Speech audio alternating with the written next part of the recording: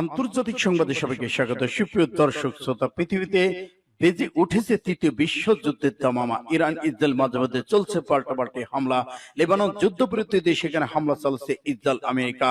India Pakistan সীমান্তে চলছে উত্তেজনা, যুদ্ধ প্রস্তুতি।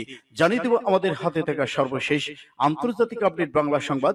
শুরুতেই থাকছে সংবাদ শিরোনাম, এরপর জানাবো বিস্তারিত। এবার হাইফা বিমান ঘাঁটিতে ক্ষেপণাস্ত্র হামলা চালালো ইয়েমেন। গাজার উদ্দেশ্যে ত্রাণ নিয়ে যাত্রা শুরু করা জাহাজে বোমা হামলা। এবার যুক্তরাষ্ট্রকে ফের হুঁশিয়ারি দিল ইরান। আক্রমণ করলে হয় সিন্ধু নদীতে পানি প্রবাহিত, নয়তো ভারতীয়দের রক্ত, বিলাল ভুট্টোর হুঙ্কার। এবার ভারতের বিরুদ্ধে রাস্তায় নেমেছে পাকিস্তানি হিন্দু ধর্মাবলম্বীরা। দুই বিশ্বযুদ্ধে আমরা জিতেছি, জাতীয় দিবসের নাম পাল্টানো ঘোষণা ট্রাম্পের। ইরান মার্কিন চতুর্থ দফা আলোচনার তারিখ পরিবর্তন করা হয়েছে, ইরানের পররাষ্ট্র মন্ত্রণালয়ের মুখপাত্র। এবং সর্বশেষে জানিয়ে দেব ভয়াবহ দাবানলে পড়ছে ইসরায়েল। এতক্ষণ শুনছিলেন সংবাদ শিরোনাম, এখন বিস্তারিত। তবে অনুরোধ থাকবে এই ভিডিওটিতে একটি লাইক দিন এবং কমেন্টস করে জানিয়ে দেন আপনি কোন জেলা থেকে বা কোথা থেকে আমাদের সাথে যুক্ত রয়েছেন। ভয়াবহ দাবানলে পড়ছে ইসরায়েল। তীব্র তাপ প্রবাহ বাতাসের কারণে দেশটির বেশ কয়েকটি শহরে আগুন ছড়িয়ে পড়ছে। বাসিন্দাদের মধ্যে নিরাপদে ছুটে যাওয়ার জন্য ইসরায়েল পায়তারা করছে। এবার হাইফা বিমান ঘাঁটিতে ক্ষেপণাস্ত্র হামলা চালালো ইয়েমেন। দুটি বিমান ঘাঁটির পর এবার ইসরায়েলের সামরিক ঘাঁটিতে ব্যালিস্টিক ক্ষেপণাস্ত্র হামলা চালিয়েছে ইয়েমেন। মধ্যপ্রাচ্যের উত্তেজনা ভূ রাজনৈতিক অঙ্গনে নতুন যাত্রা যোগ করল ইয়েমেনের হুতি সমর্থিত সশস্ত্র বাহিনীর সাম্প্রতিক এইসব পদক্ষেপ। শুক্রবার ইয়েমেনি সামরিক বাহিনী জানিয়েছে তারা ইসরায়েলের হাইফা বন্দরের কাছে অবস্থিত রামাদ দাভিত বিমান ঘাঁটিতে একটি হাইপারসোনিক ব্যালিস্টিক ক্ষেপণাস্ত্র হামলা চালিয়েছে। হামলায় ভিডিও ইতিমধ্যেই ইয়েমেনের আল মাশিরো টিভি চ্যানেল প্রচারিত হয়েছে। খবর মেহের নিউজের। ইয়েমেনের সামরিক মুখপাত্র ব্রিগেডিয়ার জেনারেল ইয়াহিয়া সারি এক বিবৃতিতে বলেছেন, এই অভিযান প্যালেস্টাইন 2 নামে একটি হাইপারসোনিক ব্যালিস্টিক ক্ষেপণাস্ত্র ব্যবহার করা হয়েছে, আর এটি সুনির্দিষ্ট লক্ষ্যবস্তুতে আঘাত এনেছে। সেই সঙ্গে শত্রু প্রতিরক্ষা ব্যবস্থা ক্ষেপণাস্ত্রটি প্রতিহত করতে ব্যর্থ হয়েছে বলে উল্লেখ করেছেন তিনি। বিশ্লেষকের মতে তার দাবি যদি সত্যি হয় তাহলে এটি ইসরায়েলের বিমান প্রতিরক্ষা ব্যবস্থার উপর গুরুত্বপূর্ণ প্রযুক্তিগত চ্যালেঞ্জ হিসেবে প্রতিপন্ন হতে পারে। এদিকে মেহের নিউজ জানিয়েছে, উত্তর ইসরায়েলে হাইফার পূর্বে অবস্থিত রামাদ দাভিত বিমান ঘাঁটি ইসরায়েলি বিমান বাহিনীর অন্যতম প্রাচীর কৌশলগত ঘাঁটি। এখানে F-16 যুদ্ধবিমান সহ অন্যান্য বিমান রাখা হয়েছে, যেগুলো বিভিন্ন অভিযানের জন্য ব্যবহার করা হয়, বিশেষ করে উত্তর ফ্রন্টের লেবানন এবং সিরিয়ার বিরুদ্ধে। এই ঘাঁটিতে সরাসরি হামলা হলে তা ইসরায়েল প্রতিরক্ষা স্থাপনায় গভীরে পৌঁছানোর সক্ষম বার্তা দিয়েছে। এদিকে ব্রিগেডিয়ার জেনারেল ইয়াহিয়া সারি আরো বলেছেন, আমরা গাজার মুজাহিদদের সালাম জানাই, যারা ইসরায়েলি আগ্রাসনের বিরুদ্ধে বীরত্বের সঙ্গে লড়াই করছে। যতক্ষণ না ইসরায়েল আগ্রাসন থেমে যায়, অবরোধ প্রত্যাহার করা না হয়, ততক্ষণ পর্যন্ত ইয়েমেনে সর্বদা তাদের পাশে থাকবে। তার এই বক্তব্য স্পষ্ট করে যে ইয়েমেন নিজেদের ফিলিস্তিনদের প্রতিরোধ যুদ্ধে সক্রিয় সহযোগী হিসেবে তুলে ধরেছেন। মধ্যপ্রাচ্যের সংঘাত একটি নতুন প্রক্সি ফ্রন্ট গড়ে তুলছে। এদিকে ইসরায়েল এখনো আনুষ্ঠানিকভাবে এই হামলার সত্যতা স্বীকার বা অস্বীকার করেনি, তবে আঞ্চলিক পর্যবেক্ষকরা বলেছেন, যদি ইয়েমেনে সত্যি হাইপারসোনিক ক্ষেপণাস্ত্র ইসরায়েলে অভ্যন্তরে আঘাত আনে তাহলে এক নতুন সামরিক বাস্তবতার সূত্র হয়েছে। গাজার উদ্দেশ্যে ত্রাণ নিয়ে যাত্রা করা জাহাজে বোমা হামলা। মানবিক সহায়তা নিয়ে ফিলিস্তিনি গাজার অভিমুখে থাকা একটি জাহাজে ড্রোন দিয়ে বোমা হামলা চালানো হয়েছে। মাল্টি উপকূলে আন্তর্জাতিক জলসীমায় এই হামলা জাহাজটি বিকল হয়ে গেছে। আজ শুক্রবার এই বিবৃতিতে মানবিক সহায়তা আয়োজনকারী সংগঠন ফ্রিডল ফ্লোটিলা কোয়ালিশন এফএফসি এক বিবৃতিতে তথ্য জানিয়েছে।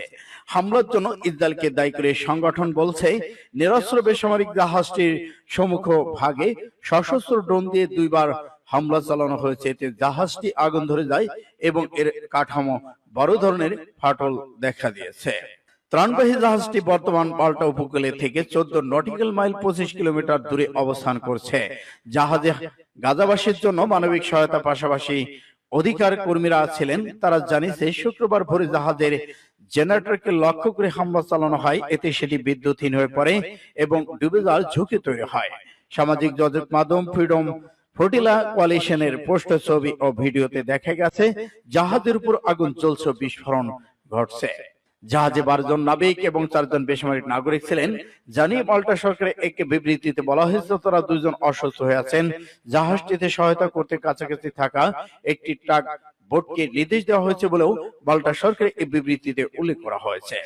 গাজায় মানবিক সহায়তা প্রদানকারী সংগঠনগুলো বলছে তারা এর মধ্যে তাদের মজুত করা খাদ্যপণ্য শেষ ভাগটাও বিতরণ করে ফেলেছে। ইসরায়েলি হামলায় বিধ্বস্ত ফিলিস্তিনি এই উপত্যকায় কর্মকর্তা শত্রুবার বলেছেন গাজা দুর্গতদের খাবার সরবরাহ করা রান্নাগুলো আগামী 1 সপ্তাহ বা 10 দিনের মধ্যে বন্ধ হয়ে যাবে। সূত্র ইন্ডিয়া টুডে। যুক্তরাষ্ট্রকে ফের হুঁশিয়ারি দিল ইরান। ইরানের পররাষ্ট্র মন্ত্রণালয় জানিয়েছে ওয়াশিংটন তেহরানের উপর নতুন নিষেধাজ্ঞা আরোপ করার পর আমেরিকার সাথে পরোক্ষ আলোচনায় হুমকি চাপের কাছে মাথা নত করবে না তেহরান। শুক্রবার এক বিবৃতিতে মন্ত্রণালয়টি আবারও কূটনীতিকের পথে ইরানের প্রতিশ্রুতি এবং আমেরিকার সাথে আলোচনা চালিয়ে যাওয়ার প্রতিশ্রুতিপূর্ণ কথা বিবেচনা নিশ্চিত করেছেন। এতে বলা হয় ইসলাম প্রজাতন্ত্র ইরান কোন অবস্থাতেই জাতিসংঘের সনদ এবং আন্তর্জাতিক আইনের নীতি লঙ্ঘন করে এমন হুমকি বা চাপের পন্থা সহ্য করবে না। ইরানের জাতীয় স্বার্থে ক্ষতি করার এবং ইরানের জনগণের মানবাধিকার লঙ্ঘনের জন্য এই ধরনের পন্থা তৈরি করা হয়েছে। মার্কিন পররাষ্ট্র দপ্তর সংযুক্ত আরব আমিরাত, তুরস্ক এবং ইরানের 60টি প্রতিষ্ঠানের সাথে পেট্রোলিয়াম এবং পেট্রোকেমিক্যাল পণ্য ব্যবসা করার জন্য নিষেধাজ্ঞার আওতায় এনেছেন।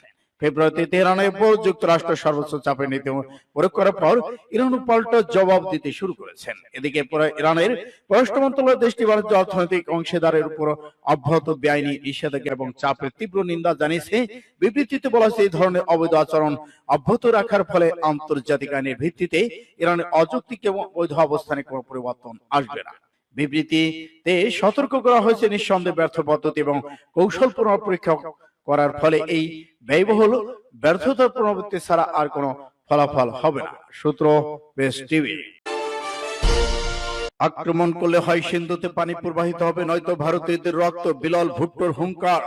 Pakistan Peoples Party PPP chairman Bilal Bhutto Zardari দিল্লিকে করা হুঁশিয়ারি দিয়ে বলেছেন যদি ভারত আক্রমণ করে তাহলে তা মনে রাখবেন হয় সিন্ধু নদীতে পানি প্রবাহিত হবে নয়তো তাদের রক্ত প্রবাহিত হবে।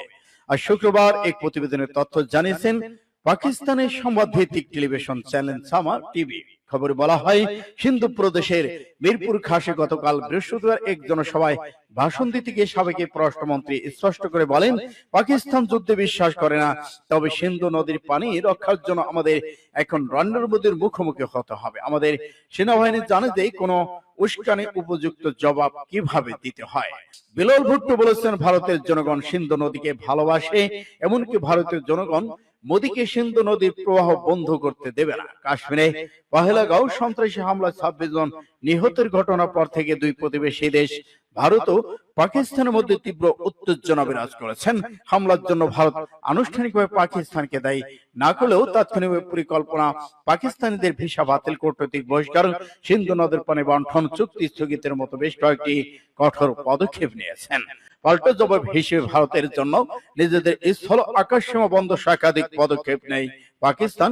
এই অবকেই গত মঙ্গলবার মন্ত্রিসভায় বৈঠকে ভারতের প্রধানমন্ত্রী নরেন্দ্র মোদী ভারতীয় সেনাবাহিনীকে পাকিস্তান হামলার জন্য পূর্ণ স্বাধীনতা দিয়ে বলা হয়েছে খবরে। সূত্র পাঁচ টুডে MAR। দিল্লির অভিযোগ প্রত্যাখ্যান, ভারতের বিরুদ্ধে রাস্তায় নেমেছে পাকিস্তানি হিন্দু ধর্মাবলম্বীরা। ভারতের ভিত্তিহীন অভিযোগের প্রতিবাদে বেলুচিস্তানে কোয়েটায় শান্তিপূর্ণ বিক্ষোভ করেছেন পাকিস্তানি হিন্দু সম্প্রদায় সদস্যরা। কাশ্মীরে পহেলগাঁওয়ে সম্প্রতি সন্ত্রাসী হামলার ঘটনায় পাকিস্তানের সম্পৃক্ততা নিয়ে ভারতের করা অভিযোগ প্রত্যাখ্যান করে বুধবার তারা এই কর্মসূচি পালন করেছেন। পাকিস্তানের দৈনিক ডনের খবরে বলা হয়েছে বিক্ষোভের আয়োজন করেন বেলুচিস্তান প্রাদেশিক পরিষদের পাকিস্তান পিপলস PPP এর সংখ্যালঘু সদস্য সঞ্জয় কুমার। তার নেতৃত্বে শহরে বিভিন্ন শহর ঘুরে বিক্ষোভ করে কোয়েটা প্রেস ক্লাবের সামনে জড়ো হন। বিক্ষোভে নারী পুরুষ নির্বিশেষে অংশ নেন। তাদের হাতে ছিল ভারতীয় প্রধানমন্ত্রী নরেন্দ্র মোদীর ভারত বিরোধী নানা প্লে কার্ড। সমাবেশে বক্তারা ভারতের অভিযোগকে রাজনৈতিক উদ্দেশ্য প্রণোদিত ভিত্তিহীন আখ্যা দিয়ে তীব্র প্রতিবাদ জানান। এ সময় পেহেলগাম হামলা প্রতি পাকিস্তানের সম্পৃক্ততার দাবি সরাসরি নাকচ করে দেওয়া হয়েছে। দুই বিশ্বযুদ্ধেই আমরা জিতেছি, জাতীয় দিবসের নাম পাল্টানোর ঘোষণা ট্রাম্পের। প্রথম ও দ্বিতীয় বিশ্বযুদ্ধে যুক্তরাষ্ট্র অন্য সব দেশের চেয়ে অনেক বেশি অবদান রেখেছে বলে দাবি করেছেন মার্কিন প্রেসিডেন্ট ডোনাল্ড ট্রাম্প। আর তাই এসব যুদ্ধ বিজয়ের স্মরণে তিনি দুটি জাতীয় ছুটির নতুন নামকরণ করতে চান। ট্রুথ সোশ্যাল মিডিয়ায় মার্কিন প্রেসিডেন্ট লিখেছেন, আমি এখন থেকে 8ই মে দিনটিকে জাতীয় দ্বিতীয় বিশ্বযুদ্ধের বিজয়ের জন্য ভিক্টোরি ডে এবং 11 নভেম্বরকে প্রথম বিশ্বযুদ্ধের জন্য ভিক্টোরি ডে হিসেবে পূর্ণ নামকরণ করছে। সোভিয়েত সৈন্যরা বার্লিন দখল করার পরপরই 1945 সালে 8ই মে নাৎসি জার্মান আনুষ্ঠানিকভাবে মিত্র বাহিনীর কাছে আত্মসমর্পণ করে। মধ্যরাতে রাশিয়া মস্কোতে আত্মসমর্পণ কার্যকর হয়। এরপর থেকে ঐতিহাসিকগতভাবে 8ই মে ইউরোপের বিজয় দিবস হিসেবে পালিত হয়, আর রাশিয়া 9 মে দিনটি উদযাপন করে। যুক্তরাষ্ট্রে এই দিনটি মানুষের মধ্যে পালিত হয়, তবে এটি সরাসরি ছুটি নয়। ইউরোপের মধ্যে ব্যাপকভাবে এটি উদযাপিত হয়। ট্রাম্প বলেন, আমরা উভয় যুদ্ধে বিজয় অর্জন করেছি, কোন দেশ আমাদের ধারে কাছেও ছিল না শক্তি, সাহসিকতা, সামরিক কৌশলে। তবু আমরা কিছুই উদযাপন করি না, কারণ আমাদের এখন এমন কোন নেতৃত্ব নেই যারা কিভাবে উদযাপন করতে হয় তা জানে। আমরা আবার আমাদের বিজয় উদযাপন করব। হোয়াইট হাউসের এখনো আনুষ্ঠানিকভাবে এই ছুটির নাম পরিবর্তন সংক্রান্ত কোন নির্বাহী আদেশ বা ঘোষণা জারি হয়নি। সূত্র ইত্তেফাক এসকে।